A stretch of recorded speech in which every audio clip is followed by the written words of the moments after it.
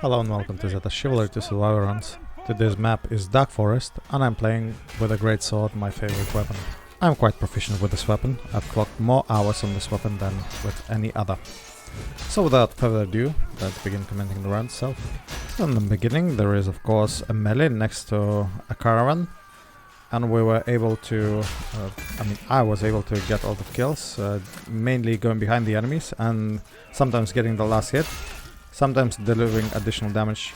Anyway, that technique ensured that I received a lot of kills, as well as we clear up all the area next to the caravan and we can proceed further towards the objective.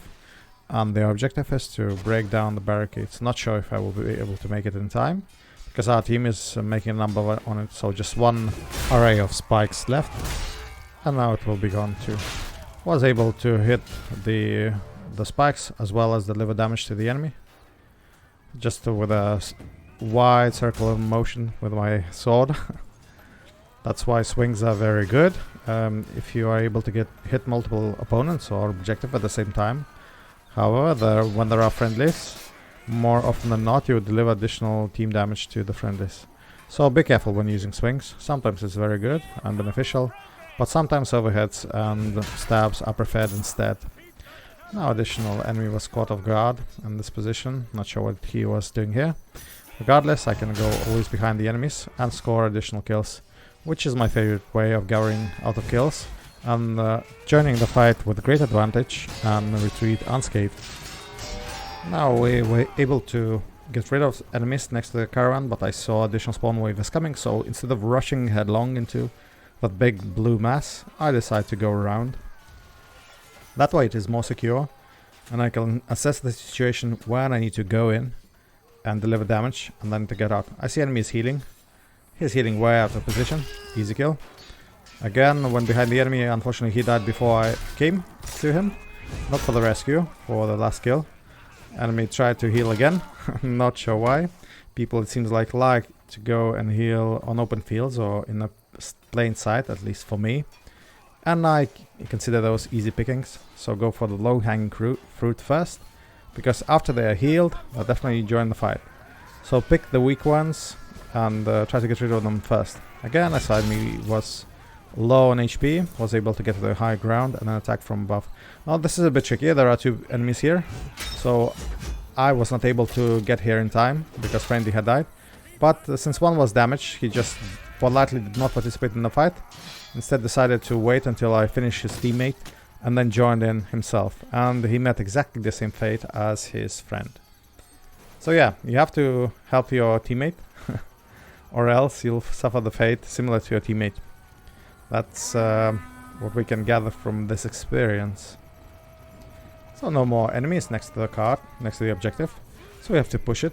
Again, pushing is not my favorite part because I would be missing out on a lot of kills. Just trying to land my mallet on the enemy who is running away in the circles and jumping a lot. So apparently it's a good enemy. Knows how to get around, you know, and not get hit by some flying projectiles. So good for him. Anyway, we are proceeding next to the flag and I'm just looking for additional kills I can score. Attack from behind and try to get above the enemy. Unfortunately this time he blocked, so the hit did not land. But now easy 2 hits on the enemies. One scored a kill, another delivered damage, but since I saw there was enemy superiority in numbers there, I decided not to do it anymore. Just went the other way, so the enemy healing. Again, used my malice this time.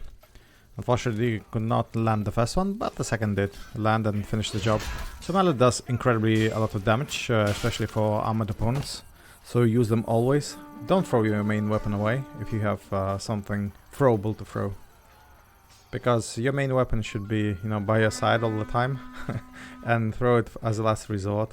Just show what kind of big boss you are and you're willing to risk your main weapon too. So now the melee on the wall. Pretty much with my fire pot. Only killed one enemy. Well, sort of damaged one enemy. And then also team killed the friendly. So really a whiff. Comparatively, it's better to actually use this particular fire pot on the stairs, so enemy is cut out from the reinforcements for a moment. this is much better place than the way I threw. So don't make my mistake. Instead, use it effectively. The Fireball itself is probably the weakest one of the available special abilities. So you have to even think more when to use it. Yeah, again, behind the enemy, easy kill. But I was dancing with the first one and now got rid of this one too. Now we're rushing into another objective. Now next objective is a bit harder. And there are 3 or 4 ballistas, so definitely need to be careful with those. By the way, you always have to check who's mounting the ballista, where it's aiming. And if you're going through the open field, just try to do it whenever you are sort of... when ballista is reloading. Again, I'm here alone, I'm 1 hit away from dying. But I immediately assessed that enemy is not very good skilled. Now another joined in. Again, not much challenge too. So sometimes you can see how enemy is moving and just assess his skill by his movement. So if he does not retain his momentum and does not make sort of fluid turns, avoiding projectiles and so on, or just you know, putting people off guard, then that's definitely something I can definitely handle. But when somebody like really, you know, I can tell when he's running in circles and conserving his momentum, that it's a dangerous enemy, and I should think twice whether or not to engage him alone, let alone want to engage him in disadvantage. Again, enemy's healing. That's like perfect, you know, perfect for the picking. So, Greatsword charging attack delivers 100 damage. It doesn't matter whether you're armored or not, it delivers the same damage exactly. So it insta-shots enemy archer, no problems. It can also deliver a lot of damage to enemy vanguards, as you saw. Of course he was healing, so he was not at full HP, but still delivers substantial amount of damage. And also any class can be killed by my favorite combo, which is charge, kick, overhead combo with this weapon. So not all weapons do that, but this weapon does, halberd does, probably the pole hammer and so on. So most of the weapons do, but not always, so you just have this in mind. Yeah, so now I see friendlies are mounting 1 ballista. There's one, of course, mounted by the enemy, which is next to the enemy spawn. Now a guy with a glaive. Glaive is a really... it's a weapon that's just a bit shit. I don't like it. It just delivers too little damage, in my view. Doesn't matter against which class. The only redeeming feature, it has okay overhead. Not too bad, but it's like 1 overhead, heavy overhead, delivers 75 damage, I think, but that's for armor class. So it's worse than well, it's sort of similar than the light overhead with this weapon, for example. But is, you know, delivers even less damage. It has low reach. You can argue it's a bit faster, granted. But all pole weapons suffer from swings. They have even shorter range than normal. So yeah, it's not a big advantage to have a really short range weapon. So glaives, that's the reason why you don't see glaives a lot in the battlefield here. Because it's just not very good. People tried it, said, no, it's not a weapon for me. And you can't really judge them for that. That's a really well-timed decision. And now you see the guys with Messer, with war axes around me, and for a good reason. With what's that? Oh yeah, that's a Highlander sword. Enemy is out of position, of course. I was a bit put off guard by the wall that actually was behind me, so sometimes in the screen it flickered on and I could not see the view because it obstructed my view. So yeah, these are the quirks of third-person view whenever you're fighting close to solid objects like walls and buildings and whatnot. Oh, actually knocked the Jesus out of Jesus. So, but I revived him, so he can't be too, you know, too angry. I revived him, come on. Still received a lot of damage from friendlies. This is what happens. In Chivalry, most of the people are trigger happy and have no discipline. So they will hack and slash into anything that moves, including friendlies. So yeah, sometimes you need to be away from the blobs of red people too.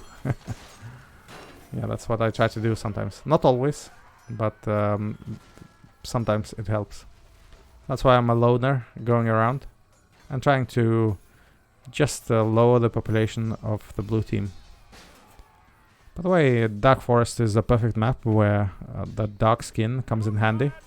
So I'm additionally with, you can say, camouflage, camo, which helps to be seen even less than usual. Also, my sword is not really shiny metal, but rather covered in blood. So additionally harder to spot me whenever I'm lurking about or just preparing to strike like a true ambusher. Again, the tree saved one enemy. Let's see if his luck continue. It does not. And I was not able to land 2 mallets on the enemy. And I'm running low on stamina, so I have to retreat a bit to rejoin the fight later with full stamina. Somewhat full. Delivered 1 hit to the enemy. He was able to successfully block, but not the second time. I knocked him only. Just can't really finish him because I saw 4 enemies charging at me. So instead I tried to go back and try to gather my stamina once again to rejoin the fight on more equal footing. Just double check what's happening on the right side. There are a few enemies here. Really quick. Enemy was able to remove the block, or he didn't block at all. Now an invisible weapon or an enemy with fists, not really sure. You know, these things happen. Sometimes it looks like he's with a fist, but sometimes it's just a weapon failing to load, and you might be hit for no reason. So always have to check the health bar, and also be, in general, very healthy whenever you go into a fight. We're almost through the burning the barricade. Of course, I haven't put a single torch, but I reduced the enemy population significantly. So which I consider my primary objective here is to, you know, I'm good at slashing and hacking, so I can definitely do more of that, whilst I let teammates carry the torch and get 3 points. I'm melee on close to the barricades. Was hit once. Now I know that from heavy hit I'm just 1 hit away from dying. So I consider my chances that it's not really worth engaging at the moment. Just double check whether or not there are some archers on the wall. And there aren't any, which is good. Now I can, you know, retreat in relief and also get the bandage I need. Now with full health I can rejoin. So yeah, a lot of running to healing cards. But that's the point. If you want to live, you have to sometimes to go back and heal. Otherwise you won't survive until the end of the map. Also now I got rid of the enemy, but also received some damage from teammate. It's okay. Yeah, team damage is reduced in Chivalry, but still I was able to knock friendly out. It's just a knock, but still not very helpful. And now he was killed by the enemy. I of course, you know, took my sweet revenge on the enemy. But usually I do write sorry and so on. I'm not sure. Probably I didn't this time. Maybe I just was over, you know, zealous at that moment. I just couldn't see. That's okay. So 32 kills already, which is good. It's not great, but it's a good score for this map at this stage. Now by far the hardest stage of this map. There are 3 catapults and 2 friendlies and 1 enemy catapult, and all of them can insta-kill you in 1 shot. So that's a problem. So you have to usually look for places that are actually less prone to be attacked by catapults. So we're not next to the objective, not next to the gate of course, and generally not next to the other catapults, because catapults usually like to snipe other catapults. So there were 2 enemies next to 3 or 4 friendlies. I was able to deliver damage going behind. Now did not really... yeah, now I helped friendly. He was having some trouble. He was already red and 1 hit away from dying. So I saved him, didn't get hit at all. And also, you know, full health and 1 additional kill. I'll continue the fight. Also, I have full stamina. What I'm doing now is I'm trying to find good timing when I need to engage the enemy. It's not always the good timing. You have to double check and whether or not it's a good timing. Why? is because I cannot just run in into a fight I would lose. So instead, again, I always calculate whether or not it's worth the fight is worth having. Sometimes it's not. Again, I heard the capital boulder flying over my head. A charging attack did not work, but overhead it. And now the enemy is down, of course not by me, but the friendly archer. That's fine. Got 2 assists. And this happens. Again, I'm not saying that you know, somebody stole it. No, I sometimes steal the kills too, so I don't mind. Now a nice hit from throwing mallet into the enemy, but he made a mistake. He threw away his main weapon. Now he's more vulnerable than me. Now enemy did attack and killed friendly. I could not help him, although I delivered some damage. Again, doing a lot of damage, stepping away so this one-handed weapons cannot hit me. So you have to always dance around the range of your weapon and just assess what weapon you're fighting against. So if I would be fighting with a short-range weapon, I would try to be close and personal the enemy as much as I can. But with a long, big, you know, long-reach weapon like Greatsword, I really like to, you know, not to block enemy hits like they usually do in all those duels, but instead dance around and abuse the range. And then in that way, I could get some kills and hits for free. Now, you see what happens when you go against a faster, short-range weapon. You usually get hit quite a few times, although it's not fatal, it delivers still a lot of damage. So it's good that I retreated in time. But on that, again, don't give enemy all the advantage he can have. And if you are fighting against those quick weapons, you know, short-range weapons, and that are fast, just try to jab. And if you're lucky and land one jab, then I think half of your problems are solved already. Again, going behind the enemies. That always helps. Just swing around from either side, flank them, and then go behind. That way you clear the enemy fast instead of them slugging it out like in duels. Just help your team to progress further. Because I don't want them fighting here, I want them to attack the Duke. So I help folks here, I help inside. So yeah, reducing the population of enemy team. And that way we can proceed further towards the objective. Yeah, why bother with other folks that are, you know, staying behind? If that will take and ensure that they are not hanging behind. Also, need to replenish my mallets. Did that. And now, again, when fighting here, you have to double check whether or not there are those 3 hanging chandeliers, although I think they're already down, which is good. So, additional headache I don't need to have, because otherwise I would have need to check whether or not they're still hanging, and if or not I'm fighting under them. I was hit by the enemy and also was able to burn friendly to the ground. Again, not intentional, but sometimes when you throw fire pot, friendly just really like to step into it. So now I'm still in full health. I rejoin the fight. Again, if I see anything on enemy that is remotely a drop of blood, it means that enemy is lower than half HP, and you can use your charging attack with the Greatsword to insta-kill him.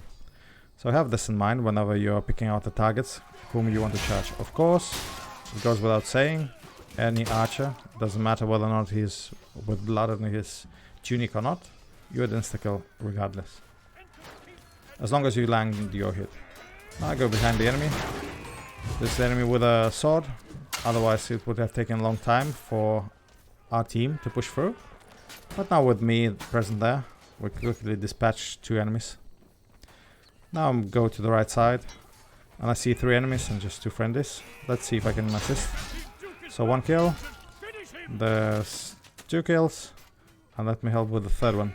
So yeah, quick decision making. Now I abused the range, which was good first time, didn't work the 2nd time. Doesn't matter, I'm quite healthy. I can you know, continue slashing. Now we come to a crucial point of this run. So we are 2 against 1, enemies losing, and for some reason our ballistae guy decides to steal the kill, and he does, except not the one he was intending. This is how it goes. You guys asked to upload videos where I die, this is an example of how I die quite often.